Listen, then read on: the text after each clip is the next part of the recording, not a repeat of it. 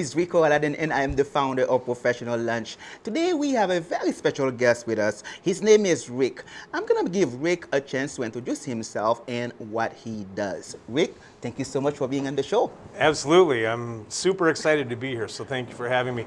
So my name is Rick Lemke, and I am with Assembly Systems in West Fargo here in town, and I am the business development manager for them. And then I am also with the Red River Manufacturing and Engineering Association, and that's an association that we just recently started, and I was named president of. Okay, so tell us a little bit about your background.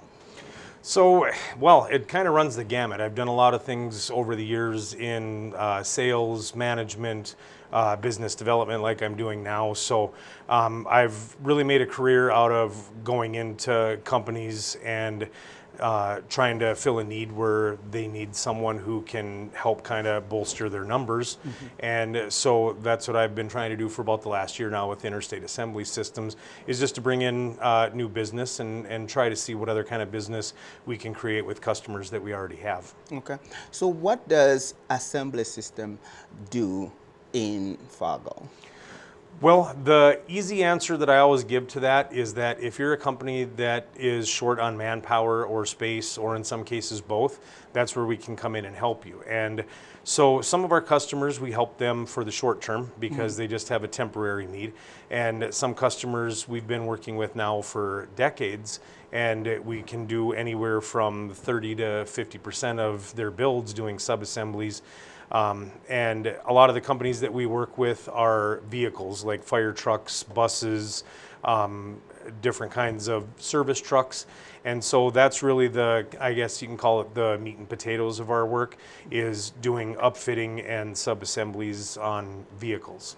We're gonna circle back to your organization, but talk to me a little bit more about the Red River Manufacturing and Engineers Association. Sure.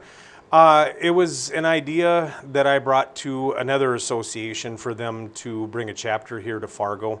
And the reason that I was excited about doing that is because I know that this organization really focuses on helping to educate members of the association, their employees. And it focuses on the pipeline between the association and colleges. So that way, when when we have kids that are the best and brightest that are coming out of school, we can set them up with work as they're walking out the door, instead of them having the stress of trying to figure out what their first job is going to be coming out of college. Like, we're looking for you and we want you, so let's have that conversation. And this association offers the opportunity to do that for sure. And the other thing is, as everybody who's in business in this town knows, we have a very vibrant business community, a real camaraderie. And so one thing that's important to me personally is the ability to put some businesses together in this association and let them learn more about each other. And my hope in all of this, it's not just about networking or making friends, it's about creating new business. Like, what can businesses that are local to this area do to help each other out first and foremost? I believe that those relationships make everybody stronger. I believe that, when you sit and do the numbers on it, that you realize pretty quickly that working with somebody locally is probably a lot more cost effective than working with somebody on the other side of the world. And it probably, a nice side effect of that is that it solves some supply chain issues, hopefully. So there's a lot of reasons to really like it, and it's why I've kind of, in the last few months here and getting it put together, put my heart and soul into it. But the big thing is just I've heard the adage many times over the years about how a rising tide brings up all ships, and so in an effort to kind of keep with that adage that's always meant so much to me, I'm here to put together a group of people that can help all these businesses hopefully rise with the tide. Yeah, wonderful. Whenever I hear someone mention that they are doing anything to help young professionals, college students who are graduating to get a job, they get my attention, because that's one of the areas that I want Professional Lunch to help in any way possible. So tell me, how does Red River Manufacturing and Engineers Association help in that sense? Well, I think the big thing first and foremost is that if you look at a lot of the companies in this area that are either members already or stand to become members of the association, they're all looking for people. And one thing that I know about manufacturing, being that I'm in it on the assembly side of things, is that there is kind of a stigma about manufacturing. They think if you walk into my production area right now, that it's not going to be well lit and it's going to be dirty and it's going to smell bad. And so I think people historically don't want that kind of work. And we see great potential here to help these students get jobs, like I was saying. But what the association wants to do for these kids is to bring them in, have a tour, have a conversation. We're working with a company right now that is going to become a member of the association that will give students the opportunity to take a virtual tour. So you don't even necessarily have to step foot inside, but what we want you to see is that it is well lit and it is state of the art, and it's not dirty work for little to no money. There's the potential for a career here. And so that's what we want kids to know, is that there's a good landing spot. This isn't take what you can get. This is an opportunity. And so we just want to make sure and create an environment where we're able to have that conversation with them, and they understand that there's something good out there for them in the manufacturing realm. Okay, wonderful. So let's circle back to Interstate Assembly System. How long have you been with the company? So I actually celebrated 1 year with them in the middle of November, and it's been a great experience. I knew that Interstate Companies was a great company to work for, but had really no clue how great they are until I went to work for them. And I know that my boss, I think, was taken back a little bit when we had our initial interview, and I told him that what he was probably expecting out of a salesperson or business development person was not what he was going to get from me. And through a lot of networking and a lot of conversations and through a lot of genuine interest in what other people do, we're seeing work start to come our way and great opportunities for more work, just because we went out there and we built a relationship and we built trust, and companies saw, what we had to offer and are interested in doing business with us. And so it's been a great experience, and I got to give a lot of credit to my boss, who allowed me to kind of move independently this last year, even though we didn't know each other on day one. And I like to think that he's happy with the results, and I know that I'm happy with having been there for this last year, and I hope that this is something very long term for me. So yeah, I can't say enough good things about them.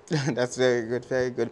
So another thing that I want students or young professionals who are watching this is to see how professionals get to where they are when they are successful. Walk me through some of the things, some of the work, the job that you have prior to being a manager now, and then we'll follow up after that. So this has, I think I already alluded to this a little bit, but maybe bears repeating, that it runs the gamut. So I have worked for Gateway Chevrolet, selling cars. I have worked for a home improvement company. I worked for a company that sells truck and trailer parts. I've worked for a company that sells whole trailers. It really does run the gamut. That's just kind of a Cliff's Notes version. But I did something that every parent absolutely dreads. Is I got out of school and I knew that I wanted to work with people. I knew that I was an extrovert and that I had I guess we'll call it a certain skill set when it came to negotiating and working through the sales process. But there were, just using selling cars as an example, long kind of crazy hours, and you have kids at home, and the hours were tough, but the work was satisfying. But eventually I moved away from that and slowly but surely worked my way through different kinds of jobs to see what I like. And the last few jobs, like working for Nelson International, working for Jim Hawk Truck Trailers, and now coming over to Interstate, even though that's selling truck and trailer parts, there's something about it that carries over very well into what we're doing now in the assembly realm. And so it's been kind of a long, strange trip, but we're definitely somewhere now where I feel like every possible tool that I have in the proverbial toolbox, that I'm able to use that on an almost daily basis. And that's what everybody wants. You want to be able to take the deepest breath of fresh air that you can every day when it comes to work, so that you're happy. You know, it's a lot of hours that you're putting towards working for somebody, or you know, just your job, your career in general. And you sometimes have to take kind of a strange path to get to where you want to be, but I feel like after working my way through that I finally landed where I want to be. So you're asking me to give advice, so I don't know. I don't know if my advice should be like, hey, do a lot of job jumping until you finally hit your mark. But that's what it was for me. So well, you know, the thing is, some professionals had to go through certain routes. I mean, it may be not finding exactly what you want first, you know, at first, and then eventually you get there. So your story sounds like now you are at a spot where I would say that's a sweet spot, or are you still, you know, you want to further your career, you know, in that sense? Well, if they'll have me, I'll retire from this company. That's I'm good. 48 now, and that gives me, you know, let's call it 17 more years to do what I'm doing. And I would absolutely love if there were 17 more years like this last one, because it's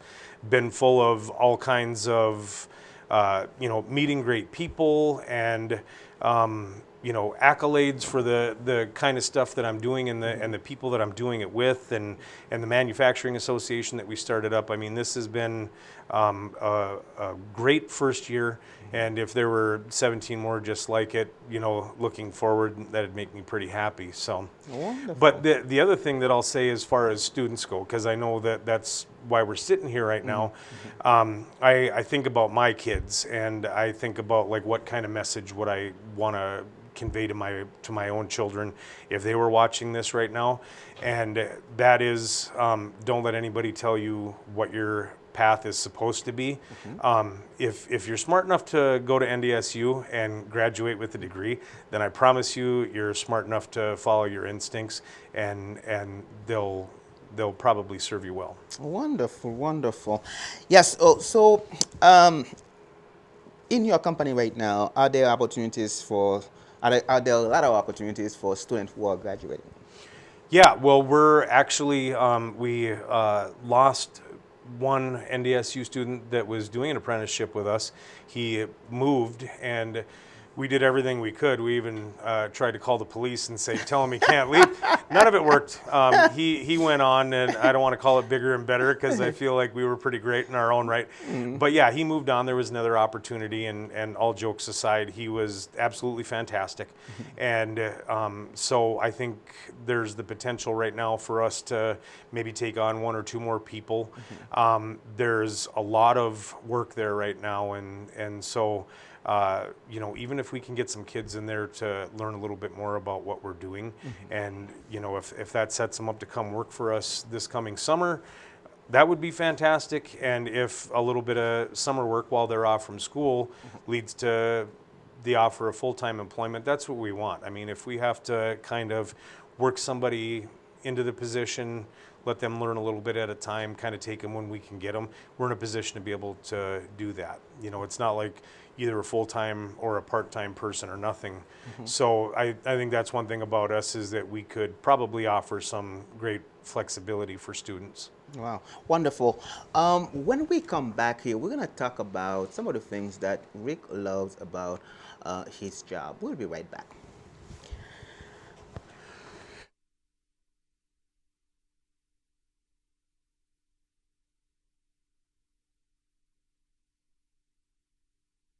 Development manager for Assembly System.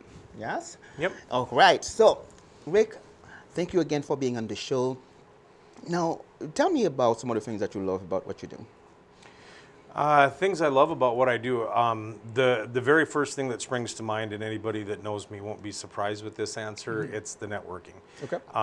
I absolutely love going to different events and making acquaintances or seeing people that I already know and kind of furthering the conversation, doing what I can to jump in and help those people when I think there's something that I can do. But just the networking, the relationships, the partnerships in general.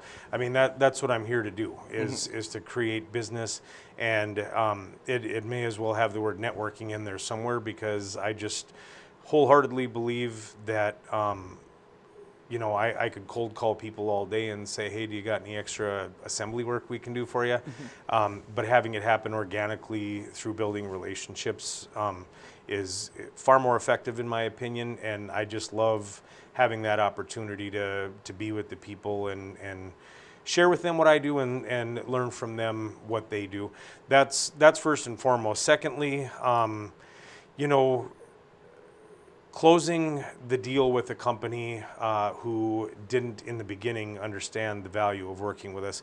And one quick example that I'll give is that we build engine and transmission packages for a company in Minnesota. And after meeting with them back in March for about 3.5 hours, we identified what the issues were, we identified how we could help with that, and we basically figured out a way that we can go into business together. And this is after 3 to 4 years of talking with them and not really getting traction. But the guy that I went there to meet with that day stood up and extended his hand and said, you got yourself a deal.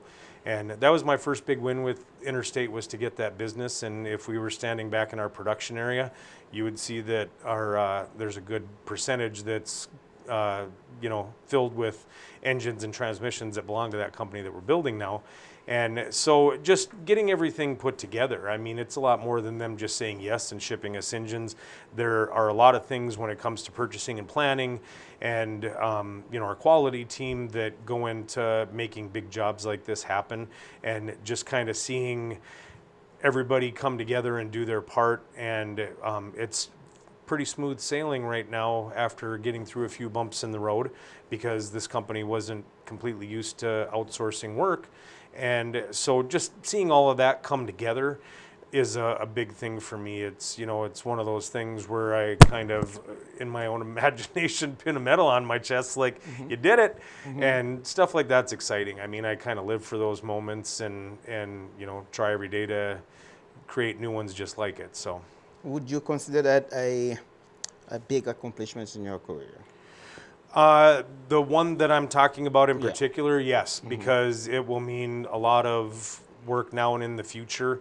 And, first and foremost, it means something good for our company, obviously, because we get the labor, we get some points on the back end of everything that we procure for them to do the build. So there's all of that. That part goes without saying. But here's the other part.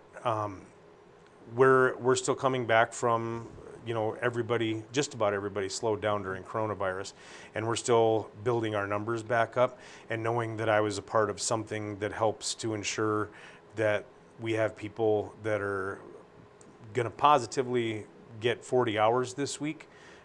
That's important to me, knowing that we're making sure that all these great people that work for us all have the full-time work available to them.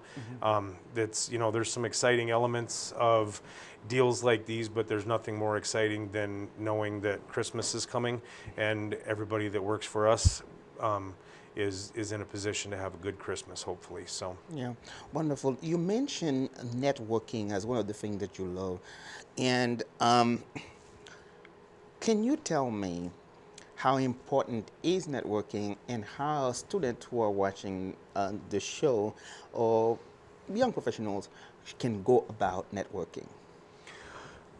So how can young professionals go about networking? I think, the very first thing that I'm going to say, if I was a student and I wanted to start learning who's who in the business community and start, making introductions and just kind of learning more about who's who, I would become a member of the Moorhead West Fargo Chamber, and I would attend every event that I can.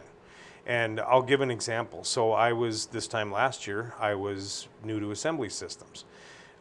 We talked about how I just celebrated a year in November, and I was trying to figure out how I was going to network and what that was going to look like. One of the first things that I did was sign up for all of the things that they had coming up that I thought were relevant.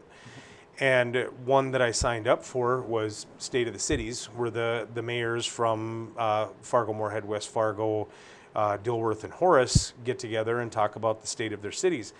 And I reached out to several of the mayors after that.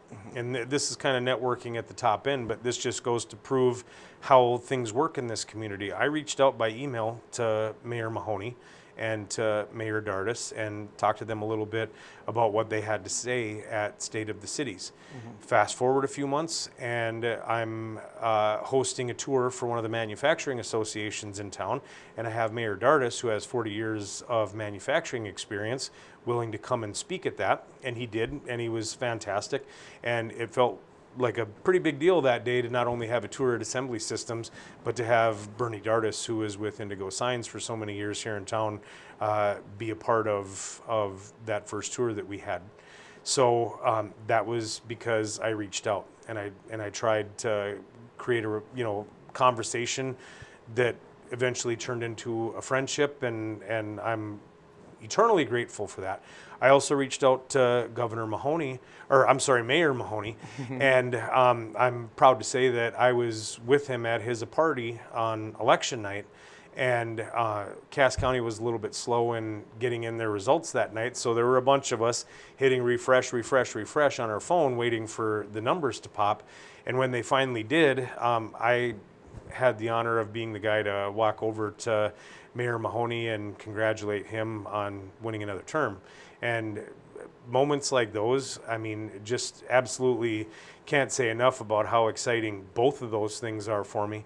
But I consider them friends now, and try to make introductions with them to other people, and try to include them where I can in any events where I think it's relevant.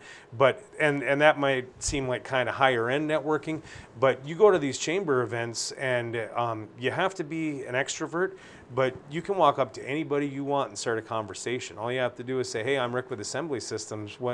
Just ask what their name is and ask them about what they do, and now you're talking. And it's all you have to do. Wow. Yes, because I want students who are watching this to always can take an idea from the show and then go out there and live it and see how it works. Because in talking about networking, that's something that's important for all professionals, especially those who are just starting out. So we're going to take another short break here. When we come back, we're going to talk about some of the challenges that Rick faced in his line of work. We'll be right back.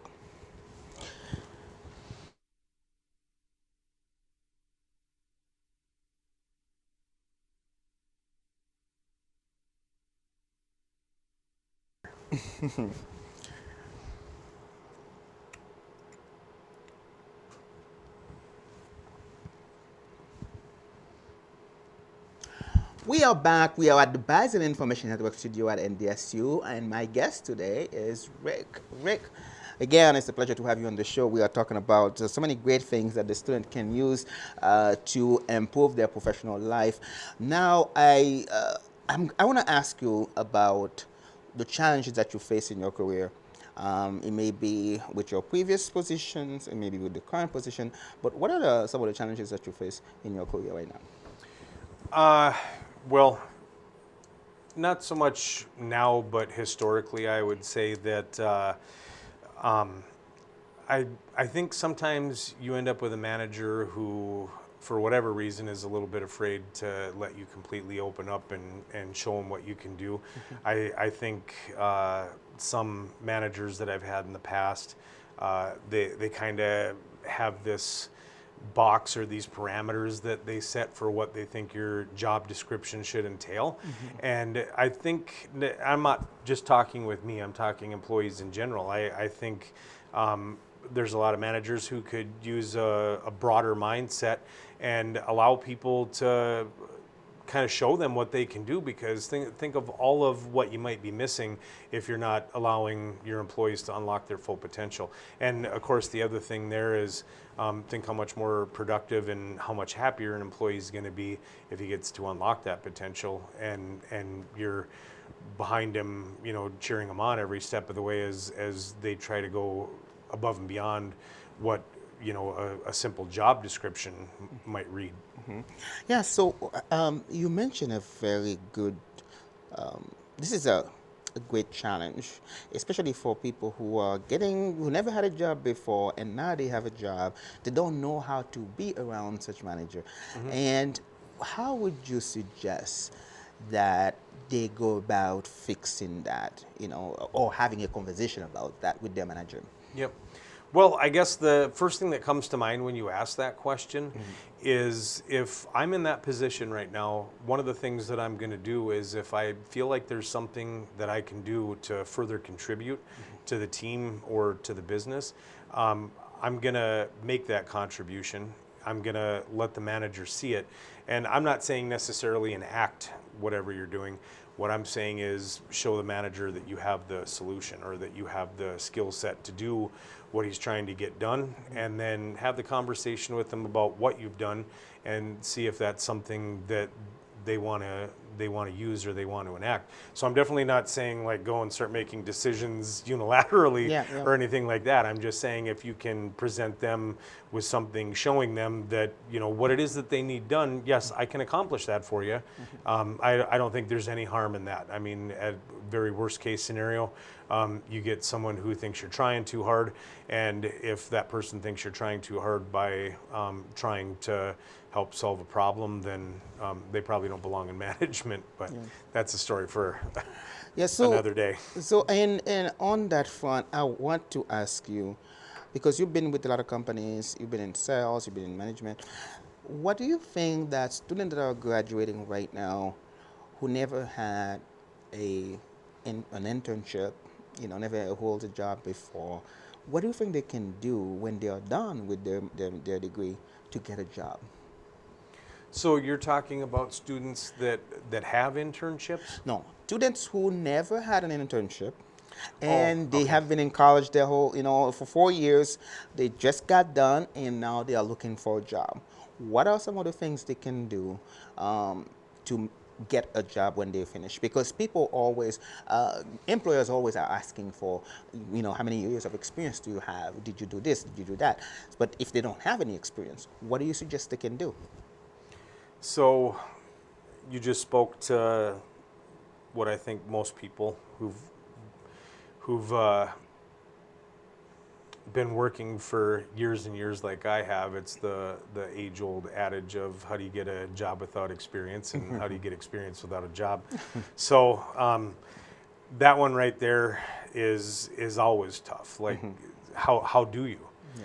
And so the thing is that I think that students have to understand, and this is tough love that I'm about to give, but I have 2 daughters of my own that are 30 and 23. And one thing I had to remind them is, there is absolutely nothing that you've done in your life so far that means that when you walk in the door at a place, that you deserve a name tag that says assistant manager. So first and foremost, you need to not shoot for the stars the second you walk in the door.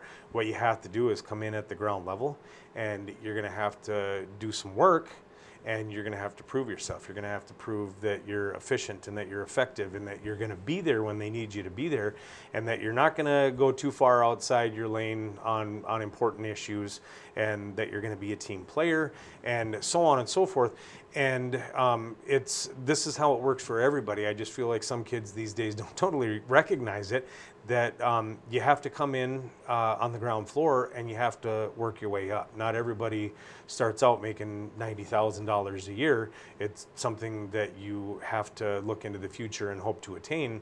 And so one thing is starting out at the bottom if you have to. The other thing is using that degree to your advantage. I mean, kids that are coming out of NDSU, we hope that you have some sort of a degree, and we hope that you have somebody here that's going to help steer you in a direction that's going to make that degree as useful to you as it can be, and reaching out to those jobs and taking a tour, meeting the people there. And I know that there's companies here in town like Be More Colorful that do virtual tours, so you don't even have to worry about talking to anybody if you don't want to. You can literally take a tour through their facility, almost like searching for a house on Zillow. You know what I mean? Yeah. Like you can literally go in there and say, "Is this the place for me?"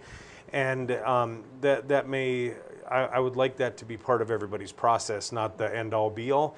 But that's another tool that you have available to help you kind of get a feel for what that work looks like. And my big piece of advice to kids that are coming out of school is remember that Rome wasn't built in a day, and it's going to take some time to get the experience, to get the job that you have in your goals. It's going to take a while to make that come to fruition. Yes, yes. Great point. Now, I want to ask you, what do you think employers can do to keep students who are graduating right now in Fargo? Because there is a surplus of jobs and we don't have enough people to fill those jobs. So what do you think employers can do to keep the talents that are graduating from going different states in search of better opportunities? Yep. So that's part of the reason that we started the Red River Manufacturers and Engineers Association is because we want to tackle that very issue. And this has obviously been going on for a very long time, that kids go to 4 years of school at NDSU, UND, maybe they do 2 at NDSCS, or any of a number of colleges here, get that education because this is where they're from, and then move on to greener pastures. Well, part of what I want to do with this association is start outreach with students at the colleges, part of that pipeline that we were talking about. But if you're a student and you don't really know what the opportunities are here, you're probably going to start looking for opportunities, but maybe not this close to home. Well, we want to have a committee or some sort of outreach with the schools to help kids better understand what the opportunities are right here, because North Dakota is becoming a hotbed. There are all kinds of companies that are coming here. And so I ask any students that are out there right now to think about this. If you're leaving North Dakota, but so many good companies are coming here, what's wrong with that picture? You know what I mean? So what I'm saying is the good jobs are I know it's taken years and years, and we're finally in a great position now, but if you stay, the opportunity is going to be here for you, because there are so many great companies and organizations that are working hard to get that good work to come here. Good paying work that your education will help you make more money, and it should be a more satisfying job if you're doing what you went to school for, I'd like to think. And so the overarching point there for me is that the good work is here, and more of it is coming. And this is an absolutely great state for so many good reasons. And I get it that there's a lot of people who want to check out the rest of the world, but you can always go there on vacation if you're making good money working here. So Yes, we all can use some good vacation sometime. yeah, we should go on one right after the show, as a matter of fact. So this show is for less experienced professionals, early career professionals, students Yep. who are in college. And so what are some of the, what advice do you have for young professionals who are entering the marketplace right now? Well, I almost feel like I just gave a lot of that advice away with the last couple of questions, but to kind of Summarize. bring it all together and summarize it, there is work here for you. There's more coming, and I'm going to real quick mention the EDC. Joe, John, Ryan, all of the great people that work with the EDC are doing everything they can 24 hours a day, basically, to find companies that it's a good fit for them to come here to the Fargo Moorhead area. And that means jobs, and the kind of companies that they're doing outreach with, it means good jobs. And so my big piece of advice on that part of it is again, the work is here and there's more of it coming. I just want to remind everybody about the state of North Dakota that most of us, even here in Fargo, the biggest city in the state, if I forgot to lock my door tonight, I'd have about 0% worry that anybody was going to come in and do a home invasion or anything crazy like that, because by and large, that kind of stuff doesn't happen here. And people still say hello to each other. And our schools are top notch.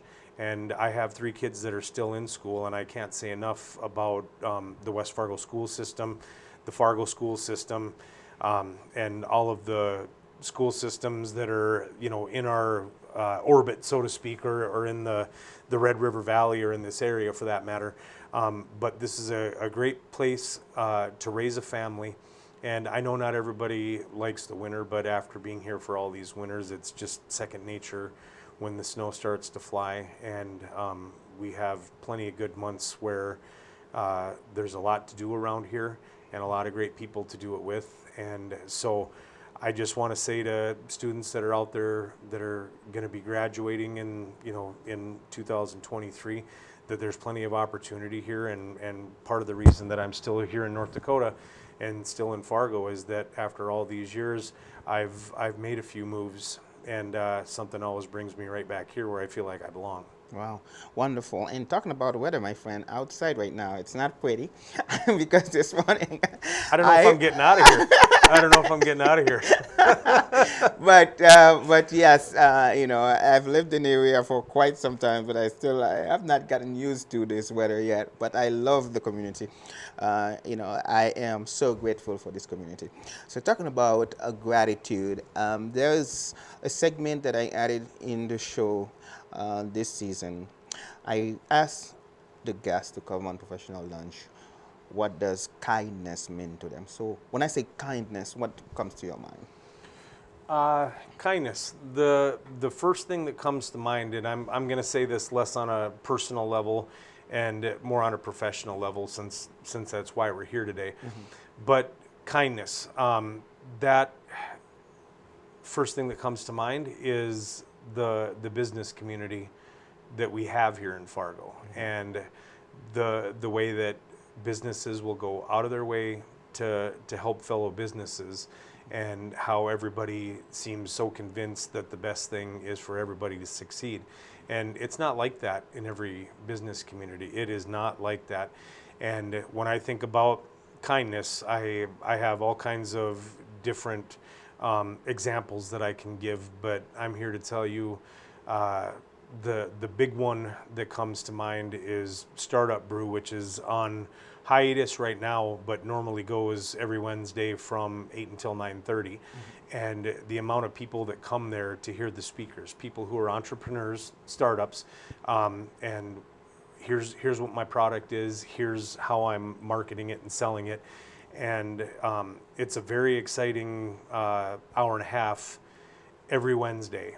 Mm-hmm. And where I'm going with that on kindness, Emerging Prairie, they do everything that they can to lift up the business community. And when I decided to reach out and try to start a chapter for this association that we started here in town for manufacturers and engineers, service providers, and other businesses, part of what I'm doing is taking a page from Emerging Prairie, because they're clearly a great example in this community of what kindness does. I mean, they're trying to make life better for every business owner, every business, every person involved.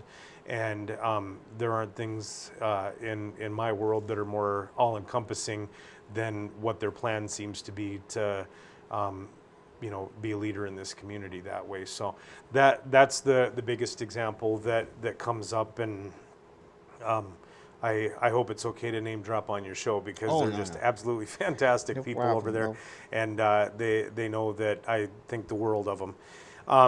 And as far as kindness goes, here's a simple thing too. If you're a manager, if there's any managers watching today, I want to say that kindness is making sure that when you're dealing with your employees, that you're never letting them walk away feeling like they said something stupid. And I know the old saying about there's never, no question is ever a bad question. But there's some people out there who, let their people walk away feeling like whatever they just said wasn't smart enough or good enough. And true kindness. My dad told me when I was a kid, he said one of the ways that you can tell the true character of a man is by how he treats people that he doesn't have to treat well. And that right there is managers. That's managers and owners right there.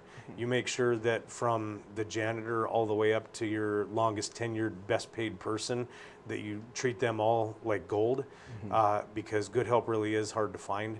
And having just a little bit of kindness in your heart is going to make them that much more excited about coming back to work the next day.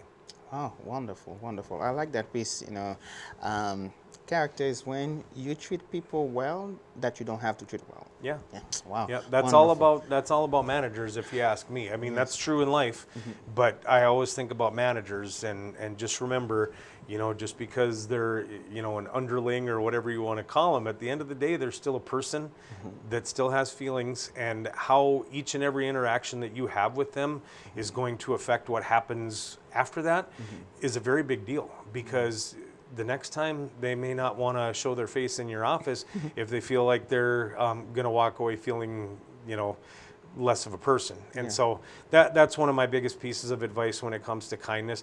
Kindness and decency. Those are two words that I say to my kids a lot. I have 3 that are close in age at home right now, and oh boy, and I preach kindness and decency. Those are the things I want you to be aiming for.